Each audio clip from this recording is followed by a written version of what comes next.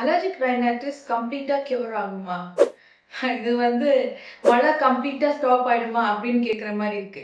ஒவ்வொருத்தருக்கும் உடம்பு எப்படி அலர்ஜிக் தன்மை எவ்வளோ நேரம் லாஸ்ட் ஆகுது, எவ்வளோ நாள் எவ்வளோ சுருக்கமா குணமாகுது அப்படின்றது ஒவ்வொருத்தவங்களோட உடம்பு வாக்கு.